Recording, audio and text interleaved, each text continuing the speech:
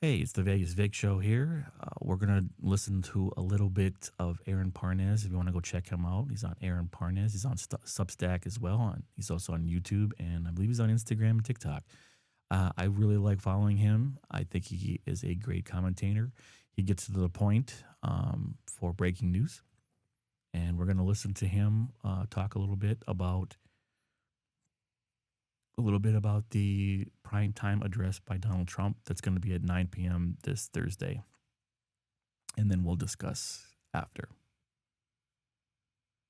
Good morning, everyone. A very busy morning today. I have an interview with Hakeem Jeffries at the end of this video, but I want you to know that there are several things happening in Washington, D.C. that deserve your attention. Namely, Donald Trump's address to the nation Thursday night will be an attempt to begin the effort to undermine the November midterm elections. Based on what I understand, this election speech will be focused on voting irregularities, the 2020 election, and more, but it will be done so in a way that will try to undermine America's free and fair elections. And I think everyone needs to know what's about to happen Thursday night. At the same time, the Trump administration fears possible war crimes investigations in front of the International Criminal Court, and they've launched a full scale effort to try to delegitimize it. We have images of the reflecting pool now that it's been drained, and well, there are no 350-foot gashes like the president says. The blue paint has peeled off, but there are tire tracks. And well, the only And the thing of it is, but that, like, they were trying to say that the vandals had done that. It's, again, deflection, no accountability towards anything here. They want to blame anybody that they can. They arrested, I think it was an Olympian. I don't know if it was 2 or 3-time Olympian. It's just ridiculous. Like, the money that they're wasting, it's just billions of dollars. And they always say, well, it's going to be privately funded. No, you're funding it. The taxpayers are going to fund it. So yeah, it's just ridiculous. And yes, this thing that's coming up, it's going to be very concerning. And again, don't let people try to tamp it down and say, oh, just Trump being Trump. No, because if anybody else did this, if Joe Biden said these things and Clinton or Obama, geez, everybody would be like the right, especially Fox News would be 24-hour breaking news about how crazy this stuff is. And we can't justify it. We can't make it so it's normal. We cannot normalize this behavior because this is going to give a green light to other presidents. And it doesn't matter what it could be, any affiliation. It could be a non-affiliation. It could be an independent that comes along and says, oh, wow, well, look at how far they pushed things. Even if they don't necessarily always succeed, we cannot justify this behavior. only person that drove a car over the reflecting pool was the president. And it all comes as Congress is set to vote on the NDAA, the National Defense Authorization Act, which many of you have reached out to me about, including a section in there which some say could help merge the American military with the Israeli military. And I'm going to talk about it all right now. Make sure to like, comment, share. And as always, if you can, subscribe to my Substack link below to support my work as we build independent media. I told you this week. Yes, go support him. He's great. I love Aaron Parnes. He does a great job. I follow him. And he's just no BS, straight to the point. Go check him out. Go support him. I'm not going to play this whole video, but just kind of get you some other perspectives here about what's going on. Week was going to be a busy one. And well, yesterday was insane.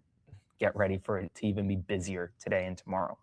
So I want to begin by talking about Trump's speech Thursday night, because I think people are really underestimating what Trump is going to say. Exactly. He's going to revive the 2020 election claims. He's going to deliver a national address focused on, quote, newly declassified intelligence that his administration describes as vulnerabilities in U.S. voting machines.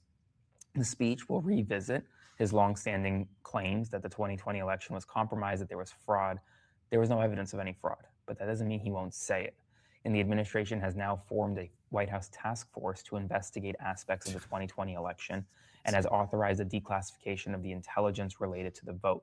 So what we're going to see is the first step, right? They need to figure out a way to start delegitimizing the upcoming November midterm elections, given polling showing them down across the board.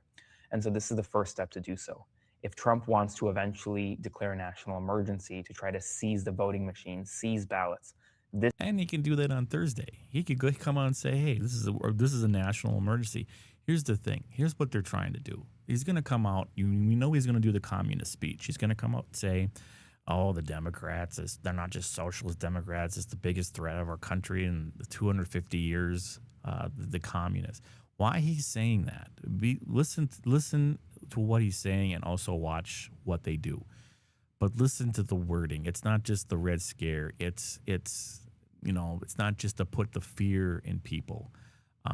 I believe it's to put a huge wedge in our voting, and to be like, it is a fear tactic, yes, but it's also a way to be like, hey, it's us versus them. It's not just, hey, we have a political disagreement. Okay, we're on different sides of the aisles, but we're still American. That's not the message. The message is it's us versus them. They're the threat. He's constantly threatening over and over again. Um, Basically, like they're traitors and they got to be deported and all this other stuff. It's to put the seeds in your mind that they're not Americans. Again, they went after the immigrants. Oh man, they're the reason why we're having all these problems. Then it'll go towards the political enemies. Then it'll go towards the judges. He's already attacked judges over and over again. Anybody that doesn't agree with him and is loyal to him is a threat. You are a threat to him. He's not on your side. He doesn't even care that you voted for him. Even if you voted for him and then you say, "Oh man, I regret my vote," now you're a threat. You're a threat to him.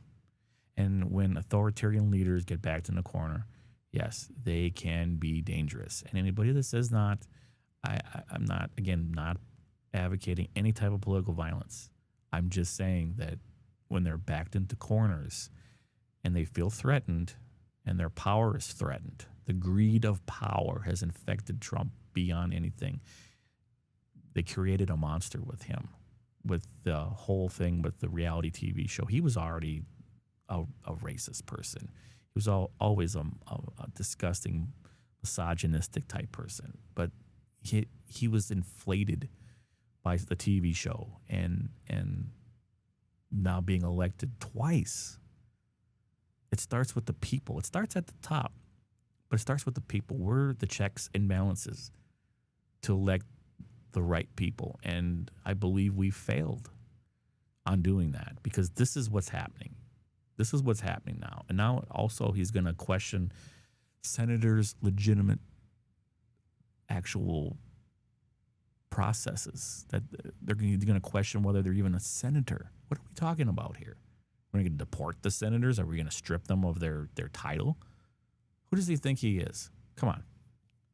This is the first step in doing so.